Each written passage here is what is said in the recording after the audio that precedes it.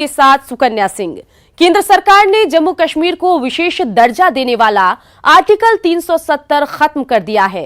आज लोकसभा में गृह मंत्री अमित शाह ने जम्मू कश्मीर पुनर्गठन बिल पेश किया, जिस पर चर्चा हो रही है। बिल पेश करते हुए अमित शाह ने कहा कि जम्मू कश्मीर भारत का अभिन्न अंग है। राष्ट्रपति ने जम्मू कश्मीर पर संवैधानिक आदेश जारी किया है। अमित शाह ने कहा कि क्या कांग्रेस पीओके को भारत का हिस्सा नहीं मानती है? हम इसके लिए जान देने को तैयार हैं। उन्होंने कहा कि जम्मू कश्मीर का मतलब पीओके और अक्साई चीन से भी है, क्योंकि इसमें दोनों समाहित हैं। गृह मंत्री ने कहा कि आज के प्रस्ताव और बिल भारत के इतिहास में स्वर्ण अक्षरों में लिखे जाएंगे।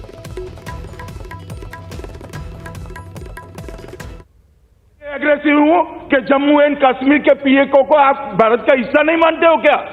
एग्रेसिव ना हो, जान दे देंगे इसके लिए। क्या बात कर रहे हो आप? एग्रेसिव होने की क्या बात कर रहे हो? जान दे देंगे इसके लिए। मैं ये बात रिकॉर्ड पर रखना चाहता हूं कि जब मैं सदन में जब जम्मू एंड कश्मीर राज्य बोला हूं, तब पाक ऑक्यूपाई कश्मीर और अक्साई चीन दोनों इसका हिस्सा है, ये बात को और हमारे संविधान ने जम्मू कश्मीर की जो सीमाएं तय करी है और जम्मू कश्मीर के संविधान ने जम्मू कश्मीर की जो सीमाएं तय की है, उसके अंदर पाक ऑक्यूपाई कश्मीर और अक्साई चीन दोनों समाहित। जम्मू कश्मीर पुनर्गठन बिल पर बहस के दौरान लोकसभा में कांग्रेस नेता अधीर रंजन चौधरी और केंद्रीय गृह मंत्री अमित शाह की बहस भी हो गई। यहां अधीर के कुछ बयानों पर शाह बिफर पड़े। कोई कहने में मुझे ये नहीं लगता कि आप पीओके के बारे में सोच रहे हैं। आप तो रातों रात सारे नियम कानून कायदे को सारे उल्लंघन करके एक स्टेट को दो टुकड़े करके यूनियन टेरिटरी बना दिया। सर, ये कश्मीर आप कहते कि अंदरूनी मामला है, मनीष तिवारी, लेकिन आप भी लेकिन आप भी यूनाइटेड नेशंस की मॉनिटरिंग लोग करते हैं। वहां यूनाइटेड नेशन मॉनिटरिंग करते हैं 1948 से। तो कैसे ये नियम कौन सा तोड़ा है आप बता दीजिए प्लीज। देश की सबसे बड़ी पंचायत है, कौन सा नियम तोड़ा है वो बता दे, मैं उसका उत्तर दूंगा। वो तो इस तरह से जनरल बात नहीं हो सकती। ठीक है, एक मिनट मेरे को, एक minute. I am not yielding, please एक मिनट सुनिए मुझे, प्लीज बोले, एक मिनट मुझे सुनिए। साहब इतना स्पष्ट कर दे कि कांग्रेस पार्टी का स्टैंड है कि कश्मीर यूनाइटेड नेशन मॉनिटर कर सकता है। इतना स्पष्ट कर दे एक बार, इतना स्पष्ट कर दे कि कश्मीर को यूनाइटेड नेशन मॉनिटर कर सकता। आपने अभी लोकसभा में जम्मू कश्मीर पुनर्गठन बिल पर चर्चा के दौरान कांग्रेस सांसद मनीष तिवारी ने जवाब दिया। उन्होंने कहा कि आजादी के बाद दो मुल्क बने, एक भारत और दूसरा पाकिस्तान। इसके बाद 562 रियासतें बनी, जिन्हें कहीं भी जाने की आजादी थी। 3 रियासतों को लेकर संवेदनशील स्थिति बनी। वो 3 जम्मू कश्मीर, हैदराबाद और जूनागढ़ थी। मनीष तिवारी ने कहा कि पंडित नेहरू ने कदम उठाकर उसे भारत का अभिन्न अंग बनाया। तिवारी ने कहा कि आज इस सदन में संवैधानिक त्रासदी हो रही है। धारा 3 की स्पिरिट संसद को खुद राय लेने का अधिकार नहीं देती, न ही धारा 3 किसी सूबे को तोड़ने की बात कहती है।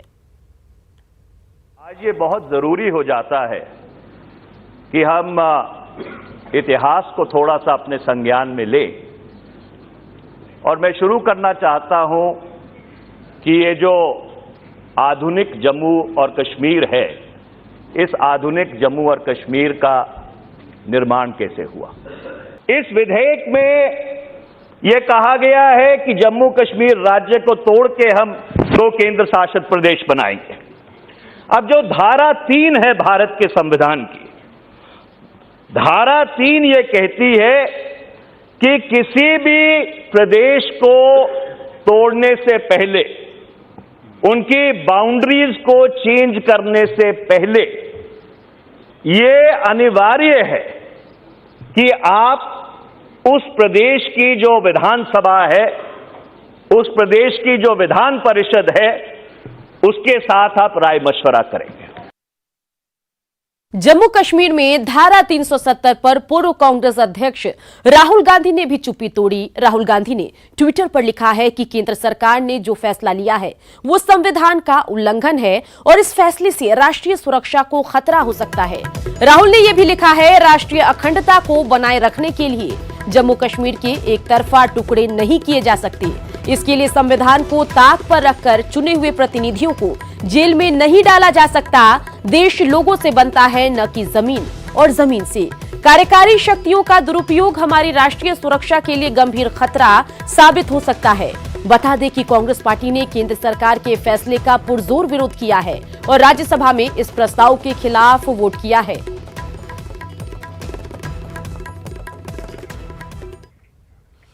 वहीं 370 हटाने पर मोदी सरकार को पक्ष ही नहीं विपक्ष का भी साथ मिला है। कांग्रेस में मोदी सरकार के इस फैसले को लेकर दो राय बन गई है।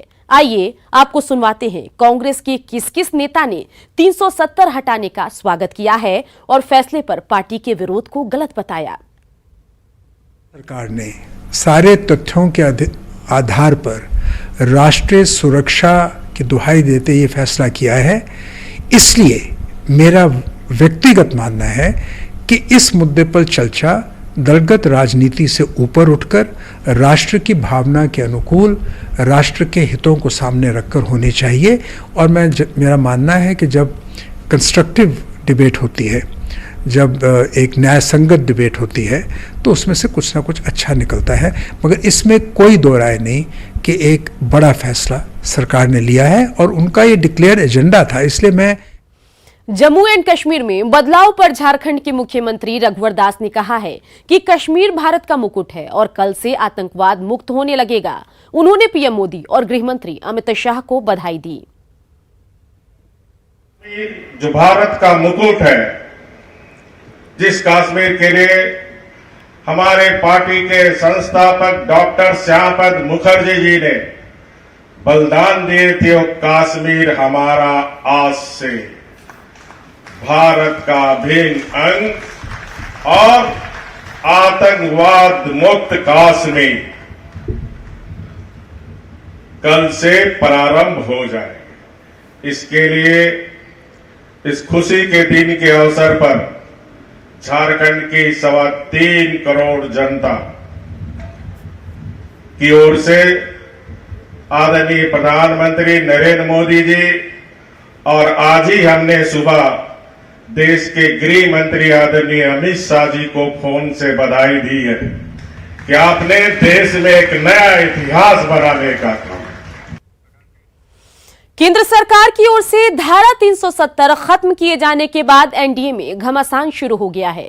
मामले पर मुख्यमंत्री नीतीश कुमार की चुप्पी को लेकर जेडीयू नेता गुलाम रसूल बलियावी ने कहा है कि नीतीश हमेशा नहीं बोलते, लेकिन जब बोलते हैं तो वो आखिरी बात होती है। न्यूज 18 से बातचीत में उन्होंने कहा कि थोड़ा इंतजार कीजिए, सब सामने आ जाएगा।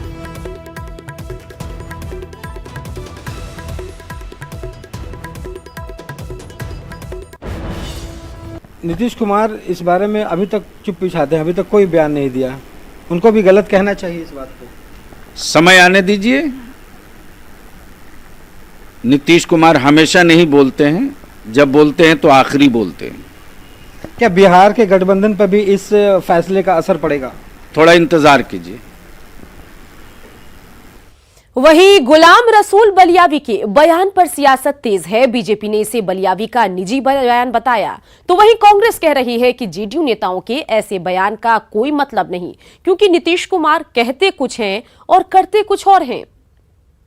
जी, सोच हो सकता है, लेकिन भारतीय जनता पार्टी समस्त आज देश के कई ऐसे दलों ने हमारे साथ आए और इस विषय पर समर्थन मिला। देश के लिए कश्मीर एक अभिन्न अंग है और उस बात को देश के समस्त दलों ने, कुछ लोगों ने अपनी राजनीति रोटी सेकने के अलावा सभी लोगों ने जबरदस्त समर्थन दिया है। ट्रिपल तलाक वाले मामले पे भी और 370 पे भी पार्लियामेंट के अंदर जो उनका रुख रहा वो बीजेपी के समर्थन में रहा। उनके रुख से बीजेपी को फायदा हुआ। तो फिर इस तरह के बयान देने का क्या मतलब है? नीतीश जी, उनकी पार्टी सिर्फ बोलते हैं, करते नहीं। धारा 370 पर जेडीयू ने भी अपनी राय रखी। जेडीयू ने कहा कि सरकार का इस पूरे मसले पर स्टैंड अलग है, हमारा अलग। हमारी पार्टी की ये मान्यता रही है कि किसी की विशेष शक्ति को नहीं छीन सकते। हमारी पार्टी विवादास्पद चीजों का समर्थन नहीं करती, इसलिए हम इसके पास होने में इसका हिस्सा नहीं बन सकते। इसलिए हमारी पार्टी का 1996 से ये मानना है, जब अटल जी थे और कई लोगों को मालूम है, जो इसमें राष्ट्रीय जनतांत्रिक रविशंकर जी को तो मालूम है,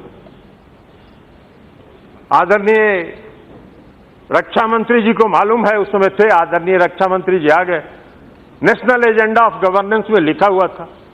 तो ये सारी चीजें जब लिखी हुई थी तो सबको मालूम है कि हमारी पार्टी विवादास्पद चीजों को और धारा 370 का समर्थन नहीं करती है। तो इसलिए आज भी हम इसका समर्थन नहीं करते हैं और इसके पास होने में इसके भागीदार नहीं हो सकते हैं, इसलिए हम सदन का बहिष्कार करते हैं। चलिए अब आपको दिखाते हैं ऐतिहासिक फैसलों का मोदी काल।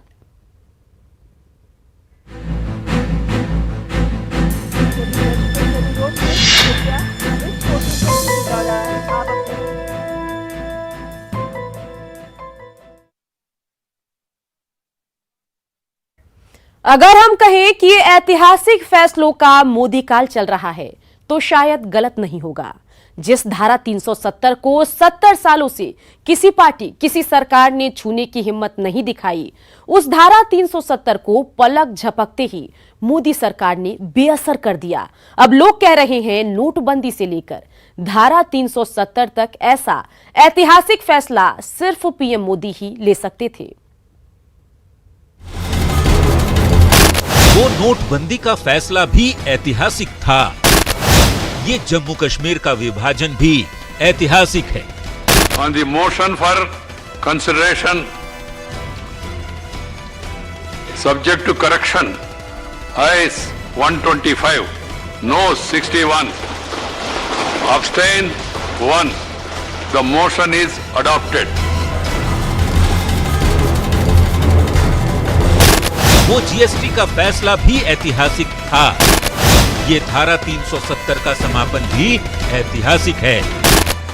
मैं संकल्प प्रस्तुत करता हूं कि ये सदन अनुच्छेद 370(3) के अंतर्गत भारत के राष्ट्रपति द्वारा जारी की जाने वाली निम्नलिखित अधिसूचनाओं की सिफारिश करता है।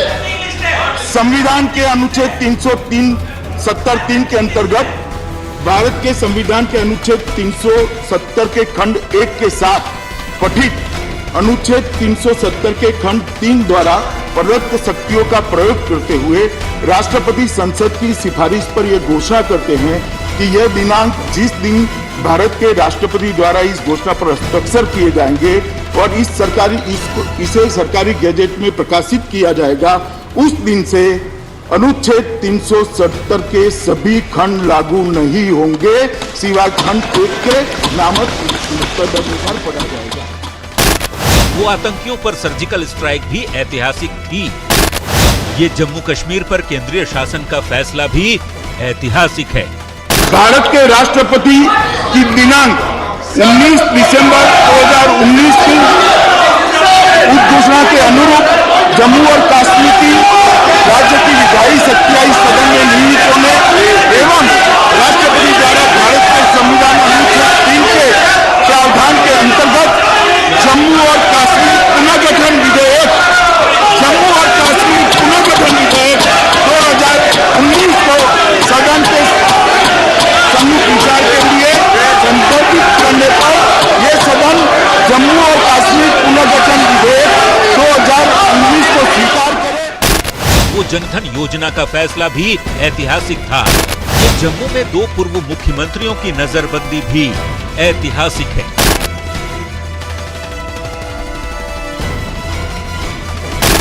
मिशन चंद्रयान 2 की लॉन्चिंग भी ऐतिहासिक थी। ये जम्मू में सीमांचल वासियों को आरक्षण का फैसला भी ऐतिहासिक है। The question is that the Jammu Kashmir Reservation Second Amendment Bill be taken into consideration. Those in favor will please say aye. Those against will please say no. I think the ayes have it, the ayes have it, the ayes have it. The motion is adopted. महोदय, मैं प्रस्ताव करता हूं कि विधेयक को पारित किया जाए। Motion moved that the bill be passed.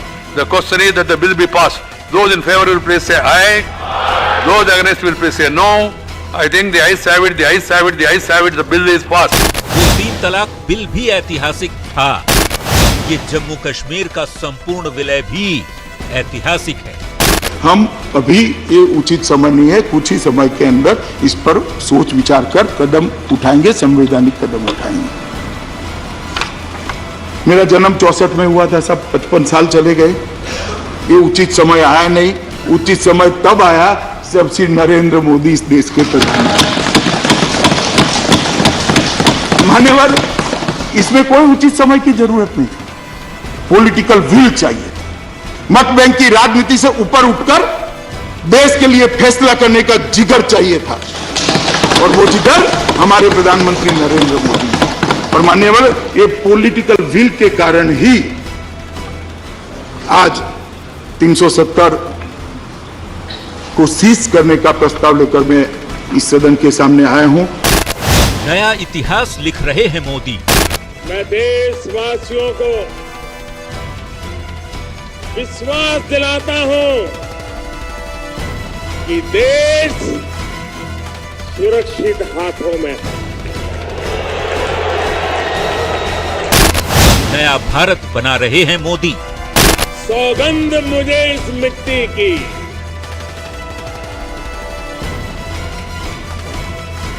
सौगंध मुझे इस मिट्टी की, मैं देश नहीं मिटने दूंगा।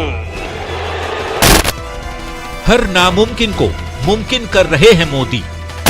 नेताजी, आप गुजरात नहीं बना सकते, इसके लिए तो 56 इंच का सीना लगता है। क्योंकि ये है ऐतिहासिक फैसलों का मोदी काल।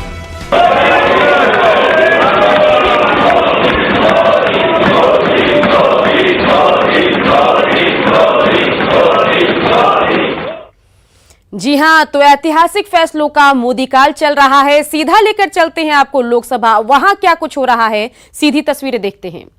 जो बात हम कह रहे हैं पूरा देश सुन रहा है। बोलते समय किस रेफरेंस में किसी पे आरोप प्रत्यारोप जब तक नहीं हो, फिर नियम कानून की किताब से चलेंगे तो सदन चलेगा नहीं। तो तथ्यों के आधार पर हो, कोई रेफरेंस हो, कोई बात हो, इस सदन को ऐसा नहीं बोले कि अपन कोई तर्क नहीं, कोई तथ्य नहीं, कोई संदर्भ नहीं और अपन किसी पर आरोप प्रत्यारोप लगाएं। इसके लिए सदन का उपयोग नहीं होना चाहिए। मैं कार्रवाई से निकालूं लेकिन सदन बोलकर जनता के बीच में चल जाए, ये मैं कभी उचित नहीं मानता। इसलिए बोलते समय माननीय सदस्य उनके पास जब भी तथ्य हो, प्रमाण हो तो निश्चित रूप से बोले। माननीय रक्षा मंत्री जी,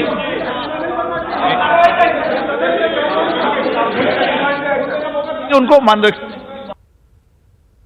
नहीं कहना चाहता, बस इतना ही आपके माध्यम से अपेक्षा करता हूं माननीय सदस्य से, जिन्होंने कि अपना विचार व्यक्त करते हुए यह कहा है कि डॉक्टर श्यामा प्रसाद मुखर्जी ने ही 370 का प्रस्ताव लाया था, तो मैं चाहता हूं कि इसको वो ऑथेंटिकेट कर दें।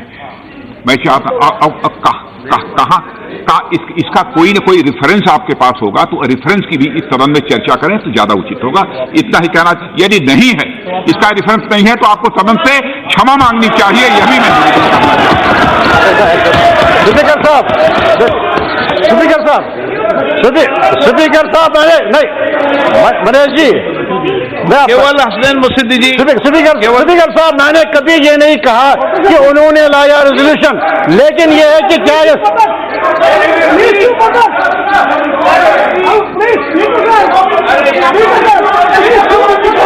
एक माननीय देखिए, आप बैठिए ना माननीय। देखिए स्पीकर साहब, आप बिला शक निकालिए, लेकिन मेरा ये नहीं कहना था कि उन्होंने इंट्रोड्यूस किया, मैंने नहीं किया।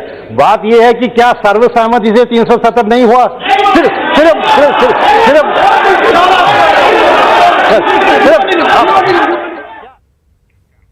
जी हां, जम्मू कश्मीर पुनर्गठन बिल पर लोकसभा में हंगामा तो चल रहा है, वाद विवाद का दौर भी चल रहा है। लेकिन आपको बता दें कि पिछले 5.5 सालों में प्रधानमंत्री नरेंद्र मोदी ने जो ऐतिहासिक फैसले लिए हैं, उसे ऐतिहासिक फैसलों के मोदी काल के तौर पर जाना जाएगा।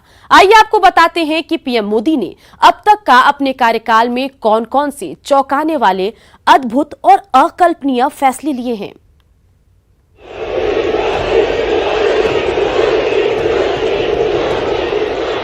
26 मई 2014। जी हां, यही वो तारीख है जिसे मोदी काल के आगाज के तौर पर जाना जाएगा। इस दिन सिर्फ भारत के 14वें प्रधानमंत्री ने शपथ नहीं ली, बल्कि एक मजबूत इरादों वाले, 56 इंच के सीने वाले, जिगर वाले नरेंद्र दामोदर